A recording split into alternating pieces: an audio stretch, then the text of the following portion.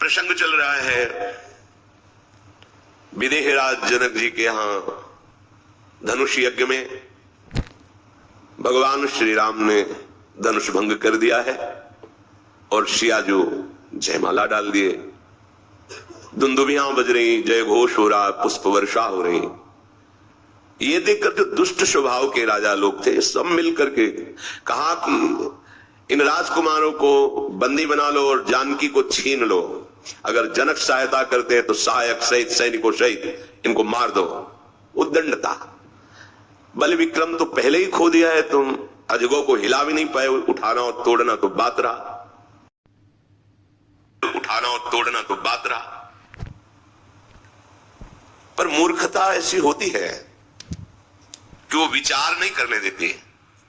विवेक ऐसा होता है, विचार करता है।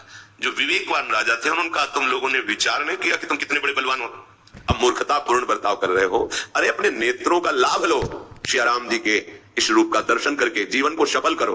पर वो कहां मानने वाले थे, वो दुष्टता दिखाते हुए कवच बांधे, ढाल तलवार धनुष बाण, कोई कोई सब अपने अस्त्र लेकर मंच पर आ गए।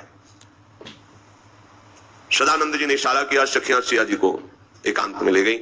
विश्वामित्र जी ने इशारा किया, राम लक्ष्मण जी पास आ गए। विश्वामित्र, कोलाहल मच गया। जनकपुर के नगर नारी सब की अरे बनी बनी बात विधाता ने बिगाड़ दी, अब ये राजा लोग यहाँ युद्ध करेंगे, बड़ा कहां सुंदर आनंद मचने वाला था और कहां ऐसा कोलाहल हो ही रहा था कि देखा कि जैसे कोई बहुत बलवान जब चलता है तो उसकी चलने की धमक होती है।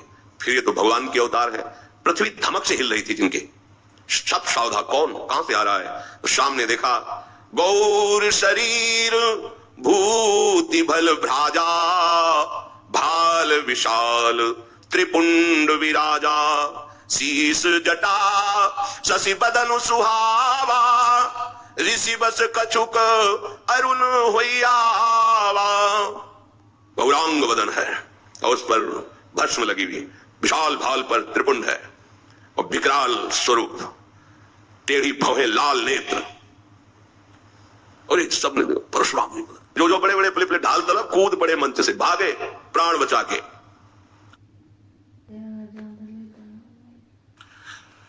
भगवान परशुराम जी का आगमन हुआ।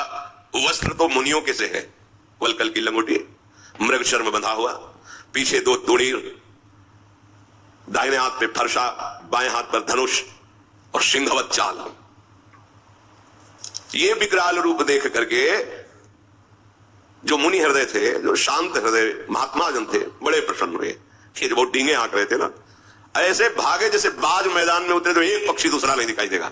रंगमंच पर कोई नहीं, वो जो दुष्ट जन बड़े उछल रहे थे ना, सिंहासनों के पीछे छुप गए, एकदम भागने का अवसर नहीं कि दृष्टि पड़ेगी। जिनके भीष्म जी चेला है, द्रोणाचार्य जी चेला है, वो भगवान परशुराम अस्त्रवेत्ता दिव्यास्त्रों के स्वामी हैं। इन्हीं के तो शिष्य है द्रोणाचार्य जी, भीष्म जी। कर्ण भी शिष्यता छल करके प्राप्त किए। दिव्यास्त्र भाग के कहा जाएगा, ब्रह्मांड में किसी कोने पे जाए भगवान परशुराम का दिव्यास्त्र उसे बख्शेगा थोड़ी। जिधर दृष्टि जाती खड़े हो जाते हैं, अपने बाबा का नाम, अपने बाप का नाम बता के साष्टांग दंडवत।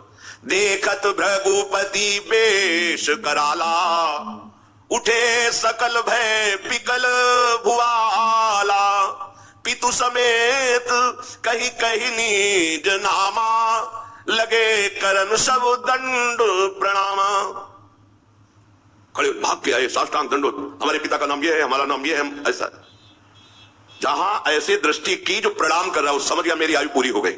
यद्यपि वो सहज ही देख रहे, जेहि सुभाए चित वही तु जानी, सो जानई जनु आयु खुटानी। गए राजा लोग प्रणाम किए। तत्काल सदानंद ने इशारा किया, जनक जी, तत्काल सदानंद ने इशारा किया, जनक जी सामने आए और प्रणाम करके जानकी जी को सखियां ले आई। जानकी जी प्रणाम किया परशुराम जी के चरणों में, देखा, आशीष दिया, इशारा किया सदानंद ने, सामने से ले जाओ इनके। आशीष दीन सखी हरसानी, निज समाज लई गई शयानी। चतुर सखिया प्रणाम करवा के विश्वामित्र जी खड़े हुए, समीप आए, गले मिले परशुराम जी के। राम लखन को इशारा किया, प्रणाम करो, प्रणाम। नेत्रों से पूछा परशुराम जी, कौन है राजकुमार? राम लखन दशरथ के ढोटा, दीन आशीष देखी भल जोटा। बड़ी सुंदर जोड़ी है, गौर श्याम चिरंजीवी भव।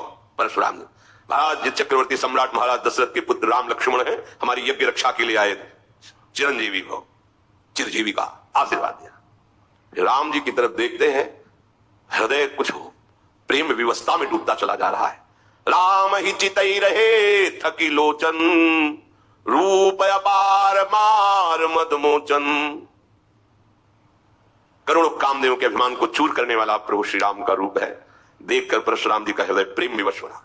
फिर सावधान दृष्टि रोषवश करते हुए कहा, बहु